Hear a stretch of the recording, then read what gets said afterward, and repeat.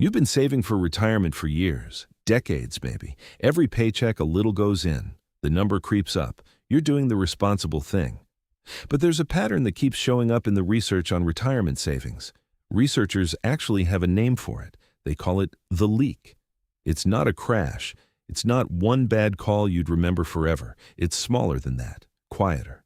The kind of thing that, over 30 years, can pull tens of thousands of dollars out of a plan without a single alarm going off. We're going through 6 versions of the leak today. Not to scare you, just so you know what to check for. Quick definition first. When people imagine retirement planning going wrong, they picture something dramatic. A crash, a bad stock pick, a scam. Something you could point to later and say, yeah, that's where it happened. That's not really what the data shows, though. What shows up instead is a bunch of small losses. Individually, too small to notice. Add 30 years of compounding and they turn into something real. Picture a bucket with a pinhole leak. You can't see the water level drop day to day. You just keep pouring more in, and somehow it's never quite as full as it should be. That's basically the idea. Some researchers call it the retirement leak. Almost everyone's got one. A lot of people have 3 or 4 running at once.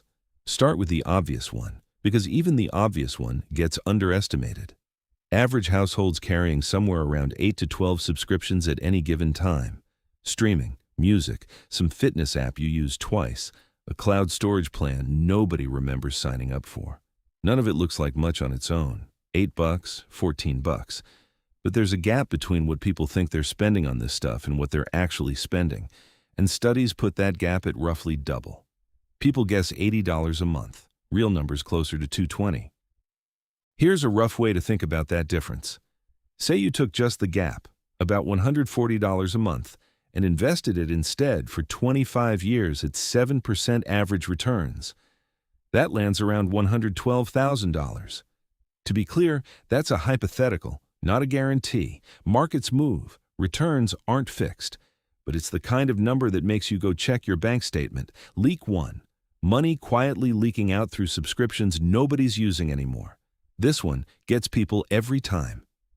The Department of Labor's estimate is something like 29 million forgotten or abandoned 401k accounts sitting out there, adding up to roughly $1.6 trillion. Why does this happen? Simple. People switch jobs, and the 401k doesn't follow them automatically. Unless you actively roll it over, it just sits there. Sometimes growing fine, sometimes stuck in whatever default fund it landed in back when you enrolled, which might not even be a decent fit 15 years later. Average American changes jobs something like 10 to 15 times over a career. Do that math, and it's not hard to see how these accounts pile up. People find out at 60 that they've got a 401k from a job in their 30s they completely forgot existed. Sometimes that's a nice surprise. Usually it's more like, well, that money's been sitting in a mediocre fund for 2 decades instead of actually working for you. If you've had more than a couple of jobs, there's a decent chance you're one of the 29 million and just don't know it yet. Quick break.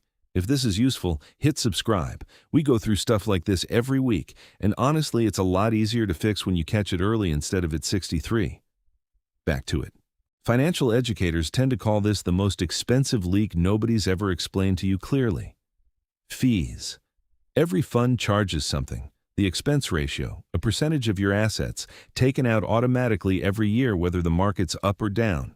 Doesn't sound like much when it's, say, 1.2% versus 0.04%. For basically the same market exposure. First year you'd never notice. Run it out 30 years on a $250,000 portfolio, though, and that gap turns into something like $160,000. Again, a modeled scenario. Real numbers depend on the fund and the market, but the direction is real. Vanguard's published a fair amount on this, and it's not some fringe theory. Fees compound exactly like returns do, just working against you instead of for you. Quietly. Every single year. That's the fee drain. For a lot of people, it ends up being the single biggest leak on this list. Most people think about taxes exactly once a year, in April, and that's kind of the problem. There's research on withdrawal order and retirement. taxable accounts, traditional IRAs and 401ks, Roth accounts, and it turns out the order you pull from actually matters. Not just a little. Pull from the wrong account at the wrong time, and you can bump yourself into a higher bracket, make part of your Social Security taxable that didn't need to be, and trigger higher Medicare premiums, all in the same year, all avoidable.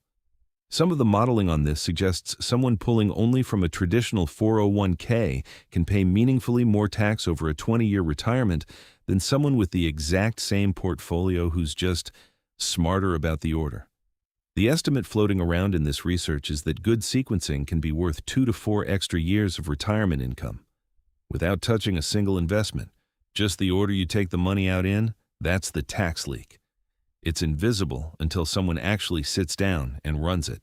This one doesn't even look like a leak because nothing's actually leaving the account. Inflation. Everyone knows prices go up. Fewer people ever actually run the math on what that does to a fixed retirement income over 20 or 30 years. At the long-run average of around 3% a year, a fixed dollar amount loses roughly half its purchasing power in 24 years. That's just how compounding works, in reverse. So someone pulling $5,000 a month at 65 is, by 89, effectively living on something closer to $2,500 in today's dollars. Same number on the statement. Half the buying power.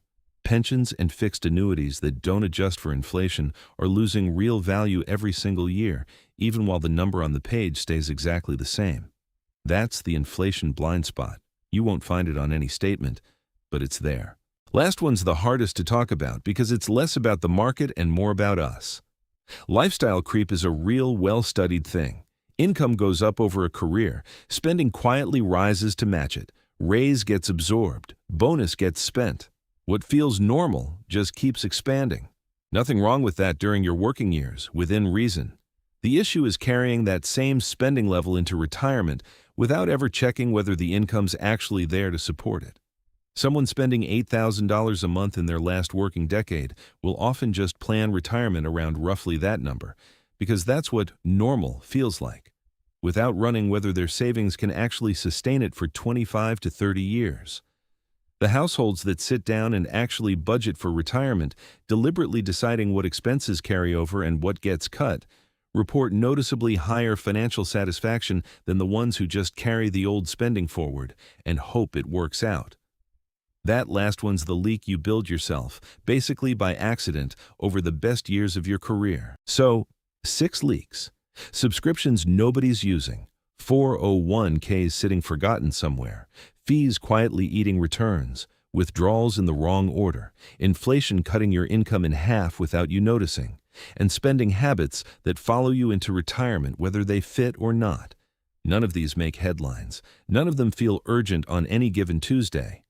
But over 20 or 30 years, each one adds up, and together, they're the difference between a retirement that actually feels comfortable and one that's a constant quiet math problem.